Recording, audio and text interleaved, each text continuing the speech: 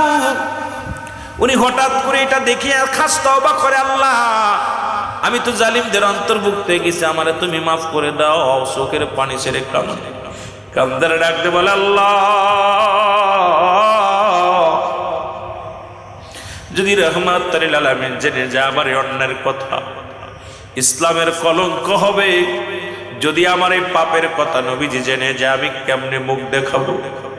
আরে আমি অন্যায় করেছি, আমি বেগানা নারী দেখে ফেলেছি, আমি আল্লাহর দরবারে কি জবাব দিব? ফেরেশতারা কি জবাব দিব? ফেরেশতারা যদি রাহমাতুল লিল আলামিনকে জানিয়ে দেয়, আমি কি জবাব দিব রাহমাতুল লিল আলামিনের কাছে? না, আমি এই মুখ আর নবীরে দেখাবো না, আমি আর এই মুখটা নবীরে দেখাবো না। সাহাবা রাদিয়াল্লাহু তাআলা জঙ্গলে চলে গেলেন।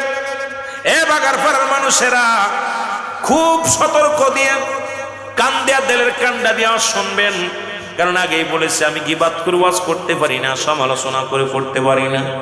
যতক্ষণ পর্যন্ত মাঠে থাকবো বুঝানোর জন্য চেষ্টা করো বাকি রব্বে কারিমের, কারণ হেদায়েতের মালিক আমি রুহুল আমিন নয়, হেদায়েতের মালিক কোন আমির সাহেব নয়, কোন পীর সাহেব নয়, হেদায়েতের মালিক হলো স্বয়ং আল্লাহ। জোরে বলেন ঠিক কিনা? একদিন গেল, দুদিন গেল, সাহাবা রাদিয়াল্লাহু তাআলা মাস চলে গেল। রাসূলুল্লাহকে জিবরিল আমিন আমার আল্লাহ ডাকতে বলে, জিবরিল আমিন যাও আমার হাবিবরে জানায়া দাও, আমার নবীর যে সাহাবী, যুবক সাহাবী সাহাবা রাদিয়াল্লাহু তাআলা আনহু, তাকে তো দেখা যায় না, তার একটু খবর নিতে বলো। রাসূলুল্লাহর কানে কানে এসে জিবরিল আমিন ডাকতে বলে, ইয়া রাসূলুল্লাহ, ইয়া হাবিবাল্লাহ, শত শত সাহাবীরা নামাজ আদায় করে, এর বীরে কি আপনার সালাবার কথা মনে পড়ে না? আপনার কি সালাবা রাদিয়াল্লাহু তাআলার কথা মনে পড়ে না? রাসূলুল্লাহ নামাজ শেষ করলেন, করে সাহাবীদেরকে বলেন, আমার সাহাবীরা রে, ও আমার সাহাবীরা, তোমরা কি আমার সালাবারে দেখছো? সালাবারে তোমরা দেখছোনি?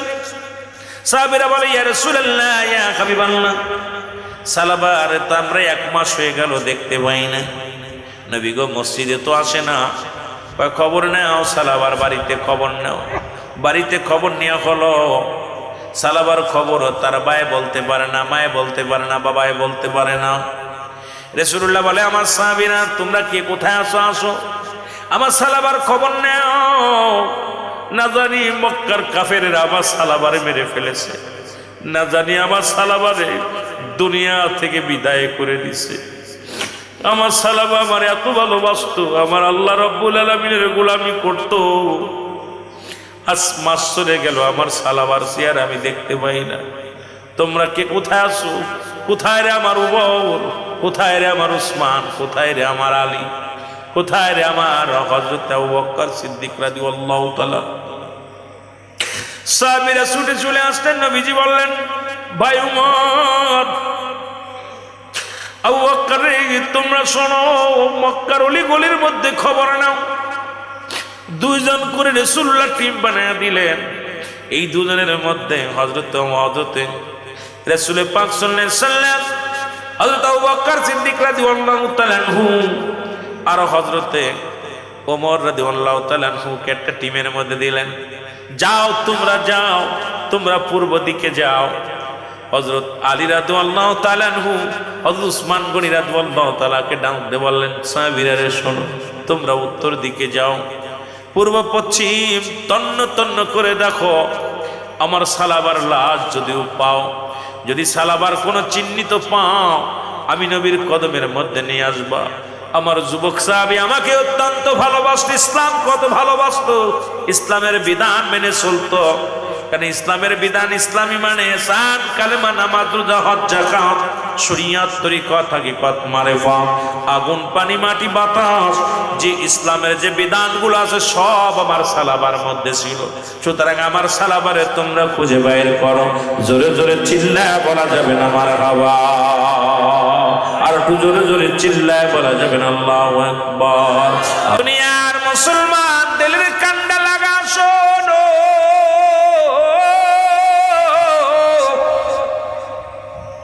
নবীর সাহাবীরা প্রান্ত থেকে অপ্রান্তে খুঁজতে লাগলো, কোথাও সাহাবা রাদিয়াল্লাহু তাআলাকে পাওয়া যায় না, কোথাও পাওয়া যায় না।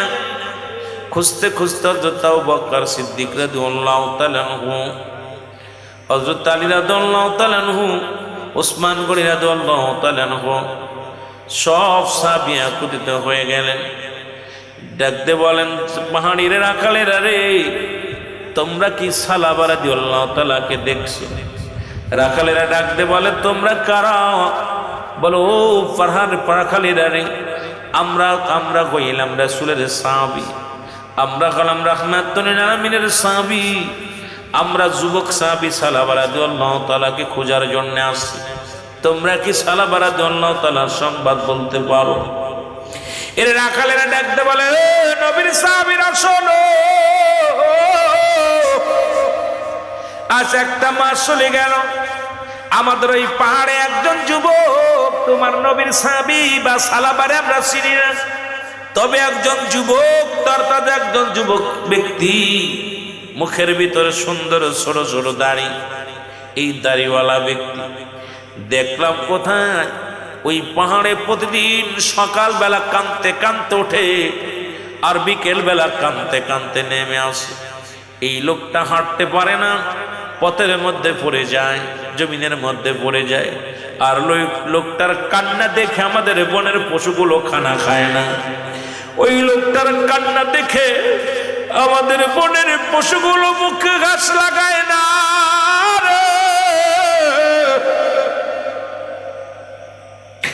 ওই লোকটা আজকে যখন পাহাড়ে উঠতে ছিল, আমি উঠতে পারে না, পড়ে গেছে। আমরা আমাদের বকরির দুধ দহন করিয়া একটা বাটির মধ্যে নিয়ে দিলাম। এই পেয়ালাটা যখন হাতের মধ্যে নিয়ে এত জোরে কাঁদতেছিল, কাঁদতে কাঁদতে চোখের পানি এবং দুধের পেয়ালা একাকার হয়ে গেল। যতটুকু দুধ দিয়েছিলাম তার চাইতে বেশি পানি দুধের মধ্যে পড়িয়া দুধ আর পানি একাকার হয়ে গেছে। ওই লোকটা শুধু কান্দে। ওই কান্দনগত লোকটারে তোমরা নিয়ে যাও। আজ একটা মাস আমাদের বনের পশুগুলো খানা ছেড়ে দিছে, আমাদের জঙ্গলের পশুগুলো খানা খায় না। তোমরা যদি পারো, যেহেতু তোমরা মুসলমান, যে তোমরা নবীর সাহাবী, যাও যাও ওই পাগলটারে নিয়ে যাও। এর হযরত আলী রাদিয়াল্লাহু তাআলা ডাকতে বলে, ভাই ওসমান গনি রে, আমার মন বলো এই লোকটার কেউ নয়,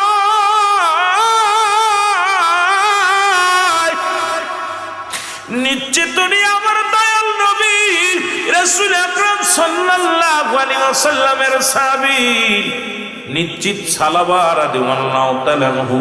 চলো যাই, চলো যাই। রওনা হয়ে গেলেন দুজন সাহাবী।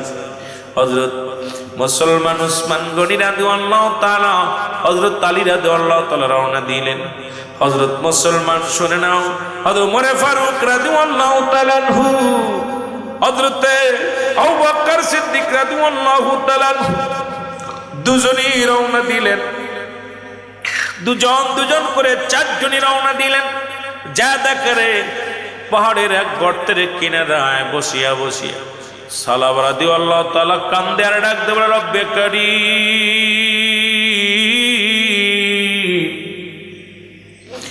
ও রব্বে কারীম, আমি পাপী, আমি গুনাহগার, আমি বড় অপরাধী রে আমার আল্লাহ। আমি যত অন্যায় করেছি তুমি যত শাস্তি দিবা দাও। আমার এই পাপের কথা যেন আমার নবী না জানতে পারে। আমি যত পাপ করেছি তুমি আমারে মাফ করে দাও। এই পাপের বোঝা নিয়ে যেন আমি কবরে না যাই। যেদিন কোটি কোটি মানুষ হবে হাসরের ময়দানে খাড়া, সেদিন আমার এই পাপ নিয়ে যদি উঠি আমি রব্বে কারিমের দরবারে, আমি কেমনে মুখ দেখাবো, কেমনে মুসলমান বলে দাবি করব, কেমনে আমি রাসূলের সাহাবী বলে দাবি করব। রব্বে কারীম,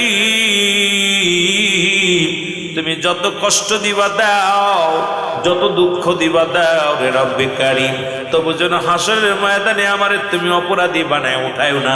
জোরে জোরে চিল্লায় বলা যাবে না আল্লাহু আকবার।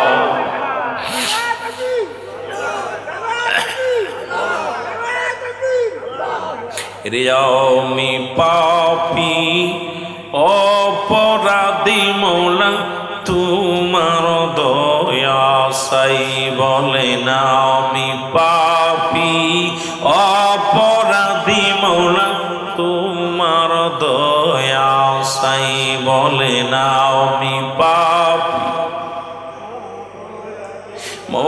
তোমার দয়া, এরে তুমি যদি না করো দয়া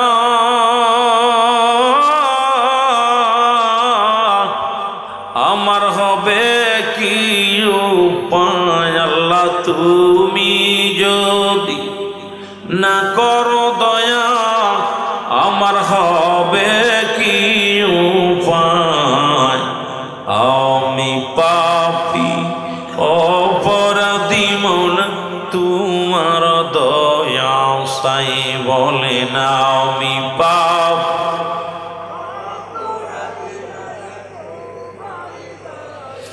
ওই আমি সংসার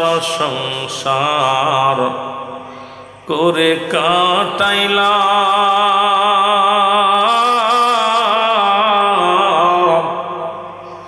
যাইবার সময় হইয়ারে গেল আমি না করিলাম কাম।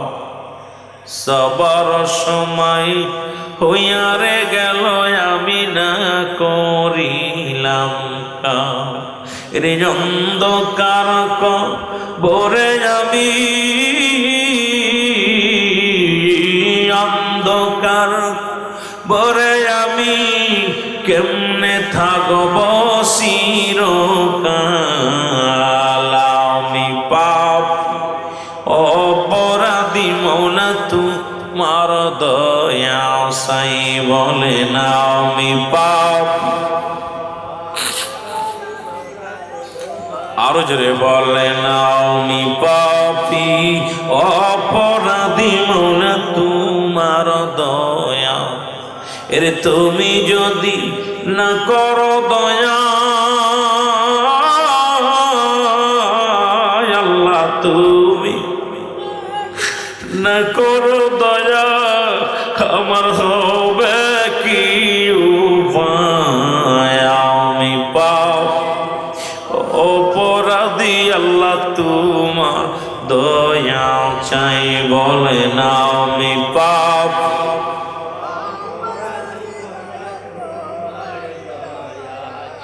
ওই আমি পড়ব ধরা যেদিন কবরে,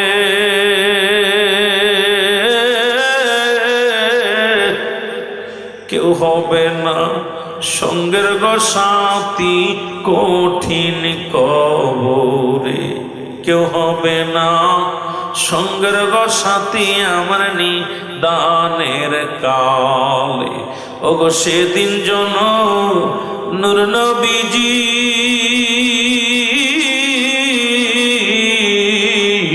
সেই দিন জন নূর নবীজি তোমায় জন দেখতে পায়। ও গো সেই দিন মায়ার নবী আপনাই জনি দুনিয়ার মুসলমান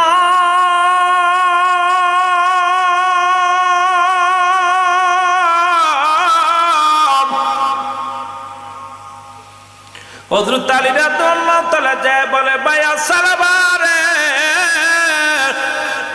তোমারে কতই না খুঁজি রে, খুঁজতে খুঁজতে তোমাকে পাইলাম এখানে রে সালাবা।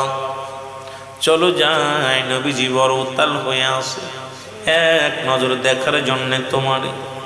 ও সালাবা দেরি করো না, তুমি বাড়ি নয়, তুমি কোনো মেহমান বাড়ি নয়, পাহাড়ি কেনারে সালাবা। সালাবা কথা বলতে পারে না, সালাবা থরথর করে কাঁপে, দেহের মধ্যে কোনো বল নাই। সালাবা দাঁড়া বসে আছে। সালাবা বলে ডাকতে বলে ভাই আলী আগে বলো আমার বিষয় কি আমার নবী কিছু জানতে পারছে রে? আমার পাপের কথা কি মানুষ জেনে গেছে? আমি পাপ করেছি, আমার অন্যের কথা কি আমার রাসূল জেনে গেছে? আগে বলো আমার পাপের বিষয় নিয়ে কোনো কোরআনের আয়াত নাজিল হয়েছে কিনা, আমার পাপের বিষয় নিয়ে কোনো হাদিসের বাণী নাজিল হয়েছে কিনা, আমাদের তাড়াতাড়ি বলো।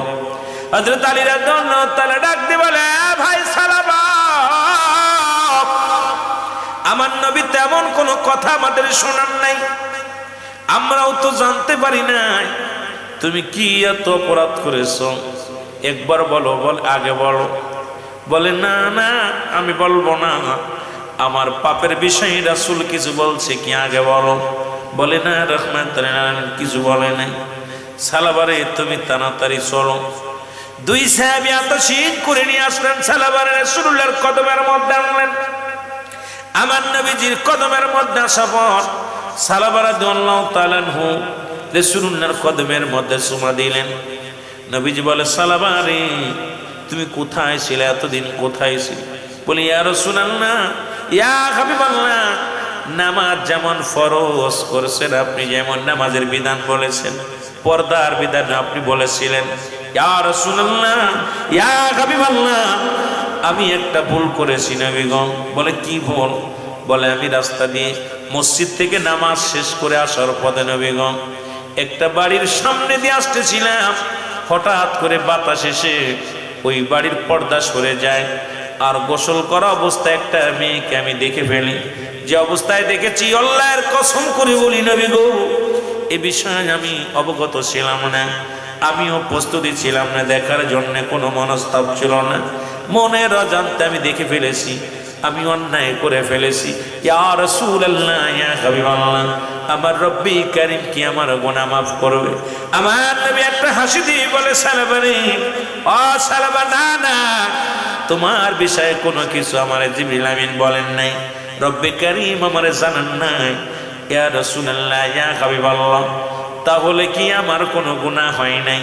নবী বলে, আমার তো বিষয় রব্বি কারীম আমারে জানান নাই, সুতরাং তুমি মনের অজান্তে দেখে ফেলেছো, রব্বি কারীম হয়তো তোমারে ক্ষমা করেছে, তবুও তুমি আমার সামনে তওবা করো। সালাবা রাদিয়াল্লাহু তাআলা রাসূলের সঙ্গে তওবা করলেন, খাস তওবা করে নিলেন।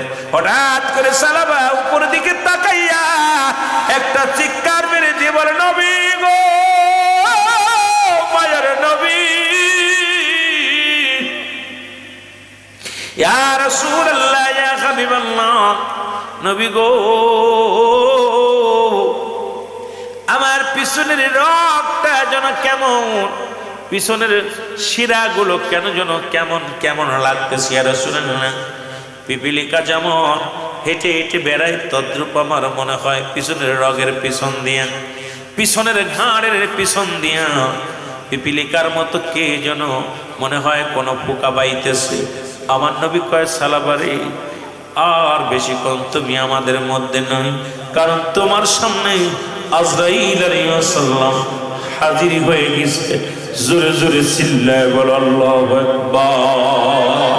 ওরে আজ না হয় কাল তুমি যাইবা কবরে, আজ না হয় যাইবা কবরে, যাওয়ার বেলায় দেখবে চেয়ে গো, তোমার ছবি রইল পড়ে, যাওয়ার কালে দেখবে চেয়ে গো, তোমার ছবি রইল।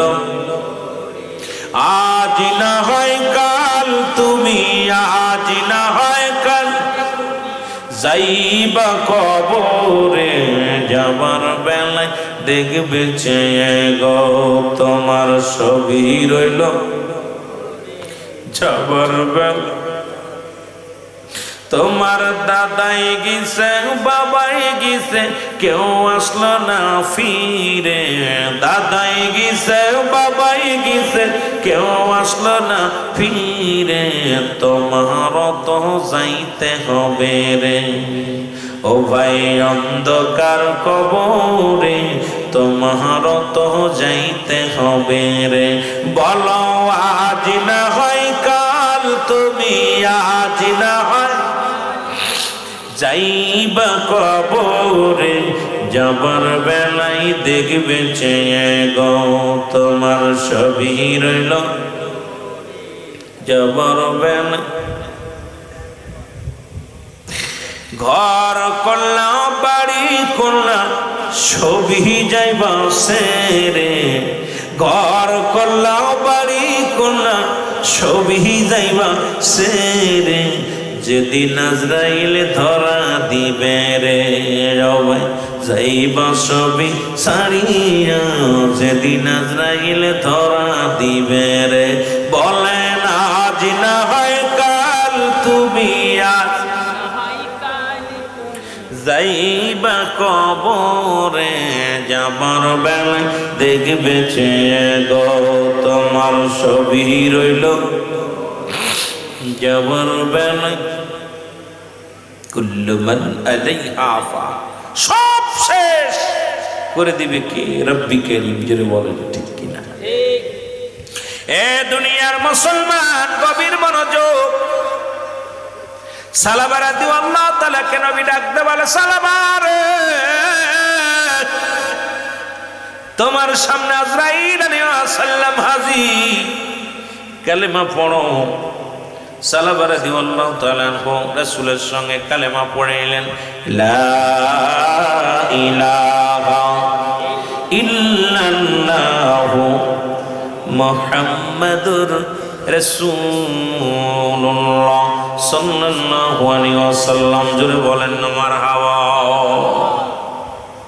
সালাবা রাদিয়াল্লাহু তাআলা ইন্তেকাল করলেন আল্লাহু আকবার বলেন না সালাবা রাদিয়াল্লাহু তাআলা ইন্তেকাল করলেন নবীজি বললেন সাহাবীরা রে আমার সালাবারে সুন্দর করে গোসল দাও সুন্দর কাফনের কাপড় পরাও আমি নবী তার জানাজার নামাজে ইমামতি করব আজ আমি তার নামাজ পড়াই এমন সৌভাগ্য কার আছে রে মুসলমান সালাবারে গোসল করানো হলো গোসল করায়া যখন তার লাশ মুবারক নবীজি বললেন নিয়ে যাও ওই ঈদগার ময়দানে ফাঁকা ময়দানে নিয়ে যাও সালাবা রাদিয়াল্লাহু তাআলা লাশখানা সাহাবীরা ধরলেন সাহাবী ধরলেন রাসূল